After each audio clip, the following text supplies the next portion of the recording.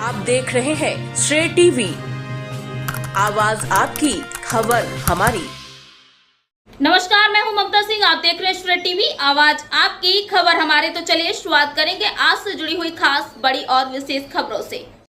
जबलपुर के गोल बाजार में कांग्रेस ने जय हिंद सभा का आयोजन किया। सभा में कांग्रेस के मध्य प्रदेश के तमाम दिग्गज यहां पर जुटे। मध्य प्रदेश कांग्रेस के अध्यक्ष जीतू पटवारी, छत्तीसगढ़ के पूर्व मुख्यमंत्री भूपेश बघेल, मध्य प्रदेश के पूर्व मुख्यमंत्री कमलनाथ और पूर्व मुख्यमंत्री दिग्विजय सिंह भी सभा में शामिल हुए। हालांकि दिग्विजय सिंह मंच पर नहीं बैठे और वे कार्यकर्ताओं के साथ नीचे बैठे। बाद में कांग्रेस के नगर अध्यक्ष के मनाने पर मंच पर पहुंचे। राज्यसभा सांसद विवेक भी जय हिंद सभा में शामिल हुए। जय हिंद सभा के माध्यम से पूर्व सैनिकों का सम्मान कांग्रेस नेताओं के द्वारा किया गया। हालांकि इस दौरान कांग्रेस नेताओं ने भारतीय जनता पार्टी के शासन और प्रधानमंत्री नरेंद्र मोदी पर भी जमकर निशाना साधा। कांग्रेस के प्रदेश अध्यक्ष जीतू पटवारी का कहना है कि प्रधानमंत्री नरेंद्र मोदी अमेरिका के इशारे पर चल रहे। मध्य प्रदेश में लगातार बहनों के साथ दुराचार की वारदात सामने आ रही है और मध्य प्रदेश के मंत्री लगातार बयानबाजी कर रहे हैं, लेकिन इसके बाद भी कोई कार्रवाई नहीं हो रही। प्रधानमंत्री को भोपाल में मध्य प्रदेश के गृह मंत्री से इस बारे में सवाल पूछना चाहिए। वहीं राज्यसभा सांसद का कहना है कि कांग्रेस हमेशा सेना का सम्मान करती आई है और आज जय हिंद सभा के माध्यम से उन्होंने सेना का सम्मान किया है।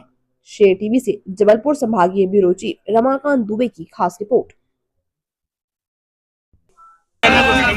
जय हिंद सभा के साथ सेना के सम्मान में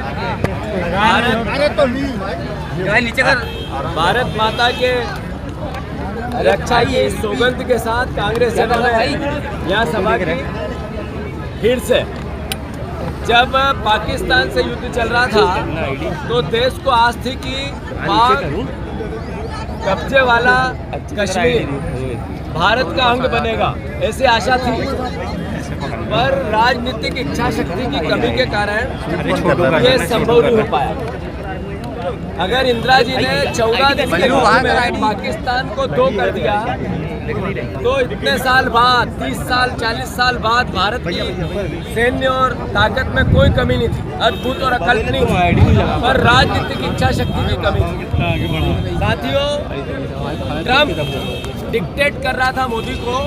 मोदी हमारे प्रधानमंत्री हैं, हमारे सर के ताज है देश का प्रधानमंत्री, पर जब वो अमेरिका से डिक्टेट होते हैं तो देश के सम्मान पे असर आता है। विदेश मंत्री कहते हैं कि हमने पहले ही बात कर ली थी कि हम कहाँ अटैक करेंगे।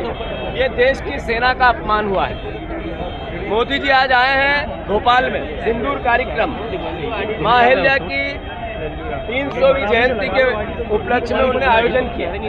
पर 25 बहनों का रोज बलात्कार होता है मध्य प्रदेश में। इसका उत्तर भी गृह मंत्री जी से पूछना चाहिए। बालाघाट में 4 आदिवासी बेटियों को दरिंदगी के साथ रात भर रोनते रहे लोग, उसका उत्तर नहीं मिलता है। एक बहन की बच्चा दाने निकाल के बलात्कार कर दिया खंडवा में। ये क्या हालात है। मोदी जी, उस 3000 का बहनों के सिंदूर का क्या हुआ जो आपने महीने मोदी गारंटी दी थी। आज मैं समझता हूँ कि देश की सीमा, सेना और भारत माता के लिए एक एक देशवासी, एक एक कांग्रेसजन अपना सर कटाने को तैयार है, पर लोकतंत्र जिंदा रखना है, ये भी हमारा ही दायित्व है। इसके लिए हमें सवाल पूछने पड़ेंगे। बताओ मोदी जी, आपने विजय शाह को क्यों नहीं हटाया? बताओ मोदी जी, आपने देवड़ा जी को क्यों नहीं हटाया? या तो उनको हटाओ या उनका नागरिक अभिनंदन करो। 2 बात ऐसे कैसे चल सकती? आप सेना का सम्मान भी करते हो और अपमान करने वालों को साथ भी बिठाते हो।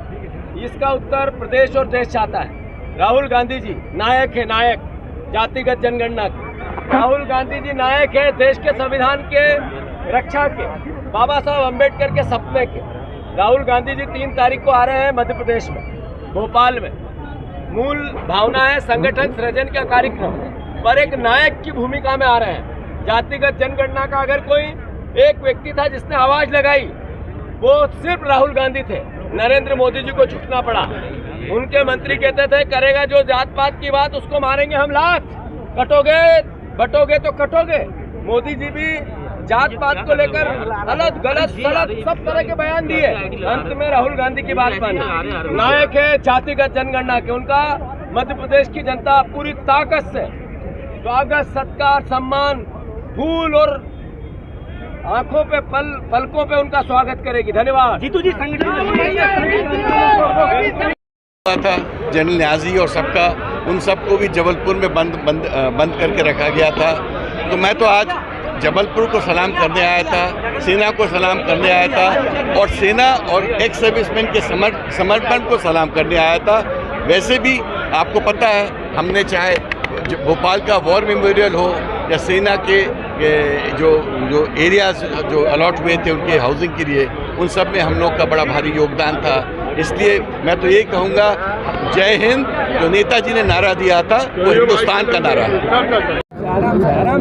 देश की सेना के सम्मान में कांग्रेस पार्टी के द्वारा ये सभा आयोजित की गई थी और मैं समझता हूँ कि देश की सेना के साथ पूरा देश खड़ा रहा, कांग्रेस पार्टी खड़ी रही और देश का सम्मान, सेना का सम्मान कांग्रेस तो करते हैं लेकिन भारतीय जनता पार्टी के नेता नहीं करते और मोदी जी उसके लिए चुप रहते हैं। मोदी जी अपने मन की बात करते हैं लेकिन सेना के सम्मान की बात नहीं करते। ना विजय शाह का कह रहा है, ना इनके उप मुख्यमंत्री का इस्तीफा। तो ये तरीके से देश की सेना ने शहादत दी पाकिस्तान युद्ध को लेकर, उसके सम्मान में पूरे देश में कांग्रेस पार्टी ने जो आयोजन किया जय हिंद सभा का, यह आनंद है उस देशभक्ति का, यह आनंद है उस परिवार का जिसने अपना बेटा देश की सेवा में सीमा पर लगाया। यह आनंद है, ये उस एक मां को जिसने अपने बेटे को खोया है, उस पिता को जिसने सेना में भेजकर अपने बेटे की शहादत दी है। यह सम्मान है कांग्रेस पार्टी का इस देशभक्ति के प्रति। मैं सारे देश में जिन सैनिकों ने शहादत दी उनको श्रद्धांजलि देता हूँ। साथियों, जब हम सेना की सीमा पर सम्मान की बात करते हैं तो नरेंद्र मोदी जी ने भी सेना को सैल्यूट कर उसकी शहादत की रोज भाषण करते हैं। जब नरेंद्र मोदी जी ने देश की सीमा पर इनको लग रही है, एक साथ भारत माता की, ये इधर हमारी बहनें बैठी है, शायद थोड़ी थकी हुई लग रही है क्या? भारत माता की। मंच पर विराजित सभी हमारे सम्मानित नेतागण खड़े होकर पूरी सभा को तो देख रहे हैं, पर भारत माता की जय में थोड़ी कंजूसी यहां से भी हुई। एक साथ भारत माता की। आदरणीय भूपेश बघेल जी जो छत्तीसगढ़ के भावी मुख्यमंत्री है, पूर्व मुख्यमंत्री नहीं, उनके लिए मैं आप सबसे आग्रह करता हूं कि जोरदार तालियों से उनका स्वागत करें। वो मुख्य वक्ता है हमारा। मंच पर विराजित सम्मानित हमारे पूर्व सैनिकगण, देश के सारे वर्तमान सैनिकगण, देश के पूर्व सैनिकगण, उनके सम्मान में सब परिवार के लोग एक साथ जोरदार तालियों से यही का स्वागत करें उनका। आदरणीय हरीश चौधरी जी, आदरणीय दिग्विजय सिंह जी, आदरणीय उमंग सिंगार जी, आदरणीय विवेक तनखा जी, आदरणीय सम्मानित सभी हमारे मेरे बड़े भाई, आदरणीय पूर्व अध्यक्ष कांतिलाल भूरिया जी, आदरणीय कमलेश्वर पटेल जी, आदरणीय हमारे अरुण यादव जी, सभी सम्मानित उपस्थित सेक्रेटरीजगण, सारे हमारे पूर्व सांसद विधायकगण, पूर्व विधायकगण, सभी प्रदेश के पदाधिकारीगण, जिला अध्यक्षगण, हमारे यूथ कांग्रेस, NSUI, महिला कांग्रेस और सभी पूरा कांग्रेस परिवार, मैं आप सबको खूब साधुवाद देता हूँ, धन्यवाद देता हूँ। हम जबलपुर के परिवार के सभी साथियों को, आदरणीय लखन गंगोरिया जी और पूर्व हमारे सारे विधायकगण, दोनों जिला अध्यक्षगण, जबलपुर के सारे कार्यकर्तागण, सबको भी मैं साधुवाद देता हूँ कि आप सबने इतनी बड़ी तादाद में इतना बड़ा आयोजन आज सेना के सम्मान में किया। मैं सबको, यहाँ उपस्थित परिवारजनों को साधुवाद देते हुए अनुरोध करता हूँ कि कांग्रेस पार्टी ने जबलपुर ही क्यों चुना।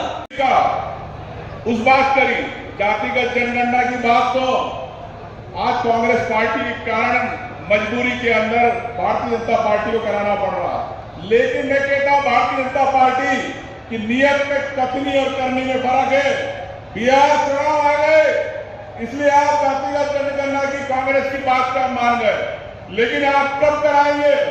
मैं मोदी जी से आज 31 को आया भोपाल में मीडिया के माध्यम से पूछना चाहूंगा कि आपकी नीयत सही है कि नहीं जातिगत जनगणना जनगणना को लेके मैं ये चाहता हूँ कि आज प्रदेश के अंदर आए हो तो आज बोल के जाए कि आने वाले 2 महीने में 3 महीने में हम जातिगत जनगणना कराएंगे।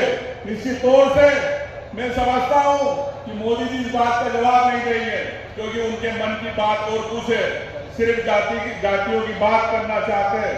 आरएसएस मनुवादी है, जो आरएसएस नहीं चाहती कि नीचे के लोगों को अधिकार जाए, नीचे के लोग संपन्न हो, नीचे के कमजोर लोग को अधिकार मिले।